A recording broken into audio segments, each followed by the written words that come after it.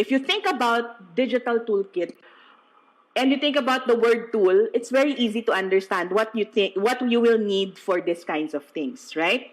From the word tool, why do we actually use a tool? So we will be able to make things easier, faster, more effective. So when you prepare for your digital toolkit, you take into consideration the reason why you want to be able to use a toolkit. Okay.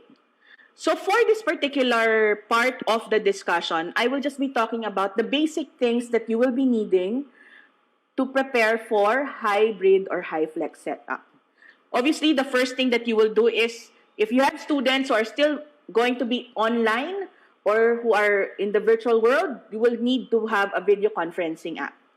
You will need that so that the students who are online will be able to still collaborate with the students who are on site. Aside from that, if things will happen and you need to go back to remote learning, there's no need for anyone to adjust because automatically everyone has a video conferencing app, and the transition from one format to another won't be difficult.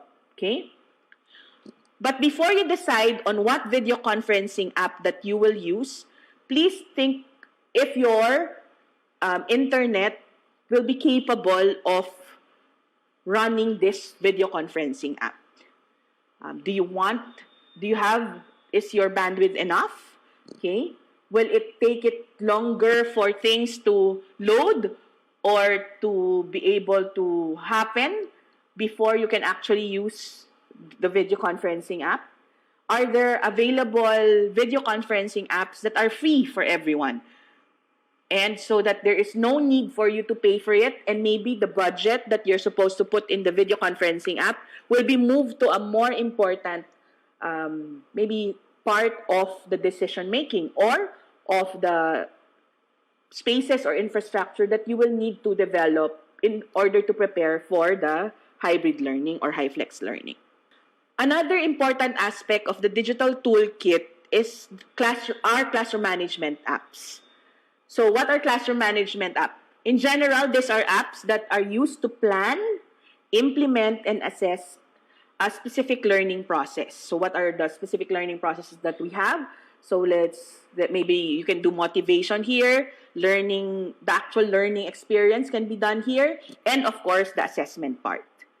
Classroom management apps are also used to help the teacher create and deliver content better and more effective, make it more effective for the students. It also is able to help you monitor student participation and assess student performance. Remember, if we're going through hybrid and Hyflex setup, you will have to think of how you're going to assess the students who are on-site and those who are online. So you're going to do two different groups. So how are you going to do that? Will the classroom management app help you in doing that? Next is, with the classroom management app, students will be able to use the other features that are available. It will be more interactive for them. For example, there are discussions or forums, or maybe there could also be video conferencing features there where they can do breakout sessions, or they can talk to each other for their group work and things like that. When you think about classroom management apps, you also have to think about how you're going to communicate to your students, to the teachers, to the staff, and to the parents.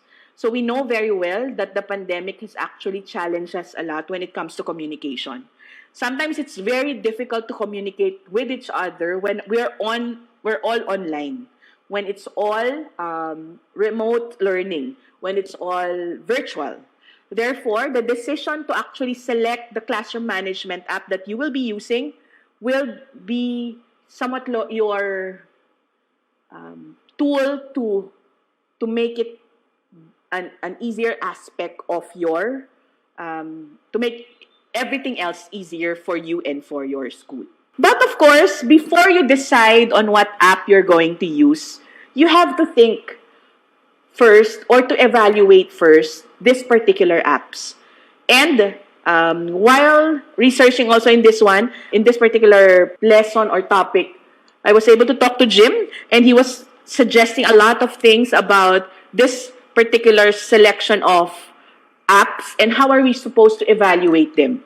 And one of the things that he suggested was the sections model by Tony Bates. And I'm going to discuss how it's used and how easy it is actually to evaluate educational technologies and how easy it is for anyone of you to decide what particular app you're going to use. Okay, so it's a framework for determining the appropriateness of teaching technologies because there are a lot available. There are a lot of teaching technologies that are available. But sometimes, instead of making our lives easier, they make it more complicated, right? Or they make it harder for us to do things. So before you decide on the kit that you want, the digital toolkit that you will be using, please go through an evaluation of this teaching technologies. So here are the things that you should be remembering when you are going to decide on what particular app you're going to use. The first one is students, or letter S. What do you know about the kind of students you're trying to reach, or the context of the students? Because if you know who these particular students are, it will be easier for you to determine if the app that they will be using is appropriate, age appropriate, and also, of course, appropriate for the lesson or the topic that you will be using. Next is E, which is ease of use. Obviously, the more user-friendly it is, the more reliable it is, the easier for it to be, to introduce to the students and also to the other teachers. Because even though that particular app is so nice, so good, but if it's not easy to understand how to use it or even how to manipulate the app, and it will make the lesson longer or harder for everyone, then don't use it. I remember there was a time when a particular app was introduced to us and we were so excited to use it. But when we tried using it, instead of teaching the lesson for maybe 15 minutes, it took us 30 minutes or more to actually teach the lesson, and made the time limit harder to reach because the app was so complicated that people weren't able to use it properly. C is cost. I think we all have to agree that we want free things, right? And if those things are free but they are able to deliver what we want them to deliver, then use that particular app or choose that app, right? The cost should be able to maintain whatever we want to do for a particular classroom or a particular session. Next is teaching functions. As I've mentioned a while ago, is that particular technology good or not good in the actual teaching learning process? Will it help you become a better teacher? Next is interaction.